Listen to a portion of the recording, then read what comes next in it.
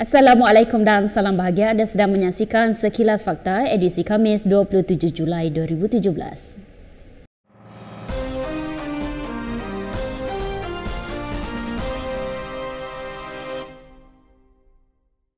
Speaker Dewan Rakyat Tan Sri Pandikar Amin Mulia menafikan dakwaan Ahli Parlimen Puchong Gobind Singh Dio bahawa lebih 30 soalan berkaitan dengan 1MDB ditolak. Pandikar menegaskan 10 soalan mengenai 1MDB diluluskan manakala selebihnya ditolak kerana melanggar peraturan tetap. Daripada 1000 lebih, ini kita tolak. Tetapi dalam soalan 1MDB itu, bukan semua ada ditolak. Itu yang tag kuning. Ini soalan 1MDB yang kita kasih masuk dalam peraturan urusan masyarakat yang boleh dijawab. Kenapa ini tidak dicakap? Yang 40 ditolak itu yang dikasih highlight. Reason being just want to make it politically motivated. So jangan libatkan saya sebagai speaker sama parlimen bahawa saya orang ini tidak buat kerja. Itu yang saya ada kecil hati sedikit. Jadi tidak betul lah itu kan bahawa soalan-soalan 1MDB semua dibuangkan. Tidak betul lah kan? Dalam pada itu, Pandikar berkata isu 1MDB dianggap selesai sebaik jawatankuasa kira-kira wang negara menamatkan siasatannya terhadap firma pelaburan negara itu. Namun Pandikar menjelaskan tidak ada apa yang menghalang PAC daripada membuka semula siasatan 1MDB. Well, kalau misal kata PAC bilang dia mau bicara balik, actually there is nobody that can stop PAC. Because waktu PAC panggil itu pun it is their function. Tapi kalau dia misal kata bicara balik oleh kena dirisan new evidence, I don't think that there is any procedure that can stop it. See? Tetapi setakat ini sudah dia bicara, sudah diorang puas hati, saksi yang dipanggil semua ada, all the relevant people, that's the reason why they close. Diorang buat penyata, bentang di Dewan. Apabila sudah bentang di Dewan, semua wakil rakyat sudah baca in verbatim, itu report. What you want to testify there, you there. Tetapi cuma dalam report itu, ada yang tidak boleh dibahas oleh kerana rahsia.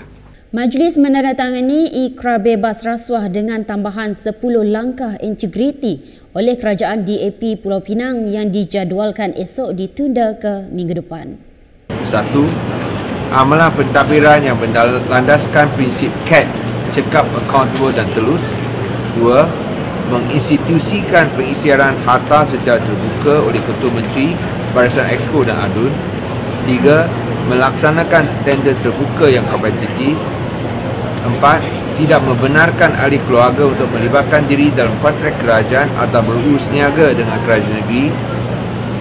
5. Melarang ADUN dan ahli pentadbiran daripada diluluskan permohonan tanah kerajaan negeri. 6. Melindungi pemberi maklumat atau peniup whistle yang tulen. 7. Mengambil tindakan ke atas pemimpin yang hidup mewah melebihi pendapatan rasminya. 8. Telus dalam sumbangan politik. 9. Tidak menerima donation pribadi. Dan 10. Mengambil tindakan ke atas pegawai yang melanggar kesemua di atas atau mana-mana di atas. Sebanyak 22,234 kes penderaan seksual direkodkan bagi tempoh 2010 hingga Mei 2017 dengan 13,272 daripadanya adalah kes rogol. Statistik mengikut negeri pada tahun 2010 hingga tahun 2017 Mei, negeri Johor mencatatkan bilangan kes rogol paling tinggi iaitu sebanyak 2,089 kes atau 15.73%. Seterusnya bagi kes sumbang mahram, negeri Sabah mencatatkan bilangan tertinggi iaitu sebanyak 263 kes atau 14.64%. Manakala negeri Selangor mencatatkan jumlah paling tinggi berlakunya kes luar tabi'i dan kes cabul iaitu masing-masing mencatatkan 235 kes atau 20.39% dan 1,052 kes 17.4% bagi kes cabul dan di dalam sepanjang tempoh tersebut. Ketua Polis Negara Tan Sri Khalid Abu Bakar berkata, kekecohan yang berlaku akibat pertembungan pemuda UMNO dan Armada Bersatu di PWTC pada Selasa lalu adalah perkara remeh dan memalukan. Kita ni orang dewasa, bukan budak-budak lagi. Kita perlu exercise, orang kata lebih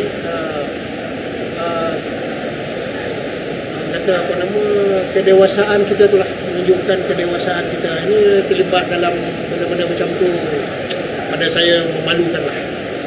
Jangan lupa layari laman kami di www.kinitv.com/bm untuk mengetahui berita selanjutnya. Saya Chris Aisyah Kedayan dan kita jumpa lagi.